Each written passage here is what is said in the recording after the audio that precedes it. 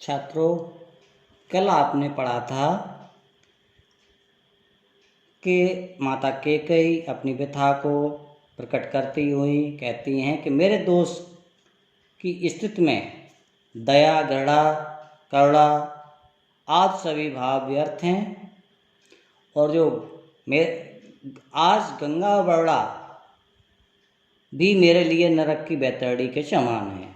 वहाँ बुद्धजनों से अपनी याचना कहती हैं कि सभी लोग यहाँ बैठे हुए बुद्धजन भली प्रकार से सुने कि मैं दीर्घकाल तक, चिरकाल तक नरक की पीड़ा को सह सकती हूँ, परंतु स्वर्ग की दया मेरे लिए नरक के दंड से भी अधिक कठोर है। आज आप यहाँ से देखेंगे,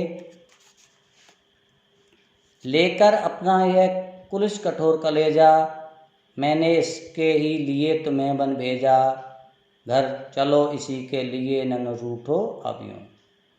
माता कैकेयी कहती हैं कि हे राम, मैंने इसी भरत के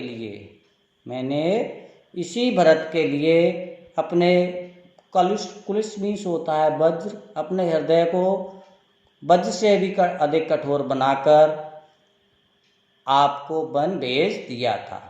मेरी उन भावनाओं पर विचार करते हुए अब आप घर लौट चलें, अधिक रुष्ट न हो। कहने का तात्पर्य अब आप अयोध्या वापस लौट चलें। कुछ और कहूँ तो उसे सुनेंगे सब क्यों। माता कैकेयी कहती हैं कि मैं इसके अलावा कुछ तर्क वितर्क और भी कहें और बातें कहें तो उस पर विश्वास कोई नहीं करेगा। मुझको यह प्यारा और इसे तुम प्यारे, मेरे दुगने प्रिय रहो न मुझसे न्यारे। माता कैकेयी कहती हैं मेरे लिए मुझे भरत प्यारा है और भरत को आप प्यारे हैं, इसलिए आप मेरे लिए दुगने प्यारे हो गए हो और इस तरह आप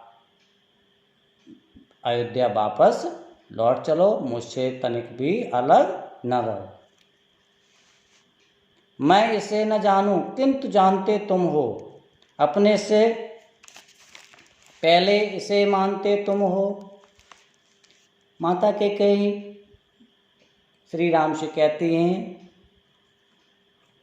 कि मैं इसे न जानूं, मैं भरत को जानूं या न जानूं, मैं भरत के गुणों को जानूं अथवा न जानूं, किंतु आप इसे भली भांति जानते हो, अपने से पहले इसे मानते तुम और ये कहती हैं कि अपने से भी ज़्यादा आप इसे मानते हो।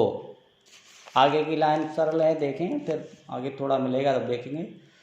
तुम भ्राताओं का प्रेम परस्पर जैसा, यदि वह सब पर यूँ प्रकट हुआ है वैसा, तो पाप दोष भी पुण्य दोष है मेरा। ये बहुत अच्छी लाइनें हैं। उन्होंने कहा है इस सभा के मध्य तुम दोनों भाइयों का आपस में जो परस्पर प्रेम प्रकट हुआ है, यदि वह सब पर यूँ इस सभा के मध्य जो प्रकट हुआ है, तो जो मेरा पाप है, पाप का जो दोष भी है, वो पुण्य के संतोष में परिवर्तित या बदल गया है। मेरे कारण ही जो मैंने दोष किया था, जो मैंने बुराई की थी, उसी के कारण ये आपका परस्पर प्रेम इस सभा के मध्य सभी को और मुझे दिखाई दिया है। आगे बहुत अच्छी बात कही है उन्होंने, माता कैकेयी ने। मैं रहूं पंकिला, पद्म कोश है मेरा। उन्होंने कहा मैं, हे राम, या सभा के मध्य सभी से कहती हैं हे राम, मैं भले ही कीचड़ बनी रहूं। पंकिला, पंक मीन्स होता है कीचड़, या पंकिला कह दिया है। मैं भले ही कीचड़ के समान रहूं, लेकिन पद्म कोश है मेरा, मेरी कोख से जन्म लेने वाले भरत कमल के समान निर्मल हैं। आगे आगत ज्ञानी जन उच्च भाल लेकर समझावें तुमको अतुल युक्तियां देकर। उन्होंने कहा आगे आने वाले ज्ञानवान लोग, बुद्धजन लोग आपको, आपके और भरत के प्रेम को, परस्पर अतुलनीय प्रेम को लेकर अकाट प्रमाण देकर अपने आप को श्रेष्ठ, आप आपकी श्रेष्ठता को, भरत की श्रेष्ठता को सिद्ध करें, अथवा समझा में तुमको से तात्पर्य है कि आपको और भरत के परस्पर प्रेम को, उनके प्रमाणों को लेकर अपनी श्रेष्ठता को सिद्ध करें, अथवा ये भी कह सकते हैं कि भरत को निर्दोष मानते हुए और मुझे अपराधीन मानते हुए अपने मस्तक को, भाल मीन्स होता है उच्च भाल लेकर, मीन्स अपने मस्तक को ऊंचा करें, गर्व से अपने मस्तक को ऊंचा करें। मेरे तो एक अधीर हृदय है बेटा।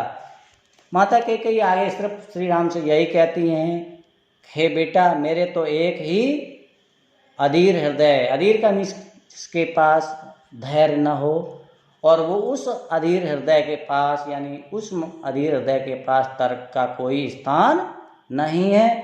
वो अधीर हृदय वो तो सिर्फ अपने पुत्र का, अपने बेटे का हित ही चाहता है। मैं और कुछ नहीं कहना चाहती हूँ। और उसने वही किया, उस अधीर हृदय ने वही किया। अब वही अधीर हृदय कोई तर्क वितर्क किए बिना आपको अपनी भुजाओं में फिर से लेकर अयोध्या वापस ले जाना चाहता। माता कैकेयी का तात्पर्य है कि मैं अपराधीन हूँ अथवा नहीं हूँ, या मैंने जो गलती की अथवा नहीं की, लेकिन आज मेरा जो अधीर हृदय है वो सिर्फ यही चाहता है कि मेरे दोनों पुत्र परस्पर स्नेह से मेरी आंखों के सामने रहें, और मेरी आंखों के सामने से एक पल के लिए भी अलग न रहें। इसीलिए आप अयोध्या वापस लौट चलो। आज ये कैकेयी का जो अंताप था समाप्त हो गया है। कल गीत होगा, इसके प्रश्न भी मैं भेज दूंगा।